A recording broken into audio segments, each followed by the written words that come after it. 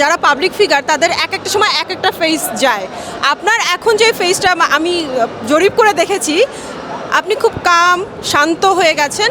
And আপনাকে নিয়ে যেই সমালোচনাটা বেশি হতো যে সার্জারি করা, এখন সার্জারিটাও রিমুভ হয়ে যাচ্ছে ধীরে ধীরে, এবং আপনি অনেকটা চুপচাপ শান্ত আছেন। তো এই যে একটা পজিটিভ ভাইব, এটা কি থাকবে, ধরে রাখবেন? আসলে সোশ্যাল মিডিয়া এমন একটা জায়গা যে আজকে যে হিরো কালকে সে জিরো, গতকালকে যে জিরো আজকে সে হিরো। সো আমি আসলে কাউকে মেনশন করব না, বাট আমার ক্ষেত্রেই আমি বলবো মানুষ অনেক সময় আমাকে ভুল বুঝেছে, সেই সময় আমি বিনয়ের সাথে ধৈর্য ধারণ করেছি।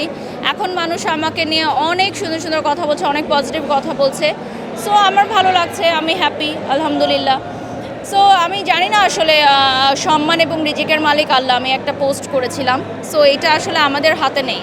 আল্লাহ কখন কার সম্মান ছিনিয়ে নিবে এটা কেউ জানে না, আল্লাহ কখন কাকে কি রিজিক দিবে সেটা কেউ জানে না। আমি যে আজকে ব্র্যান্ড প্রমোশনে একটা খুব ভালো একটা জায়গায় কাজ করতে পারবো সেটা তো আমি জানতাম না। সো এটা ডেফিনেটলি গড গিফটেড, আর কিছু না।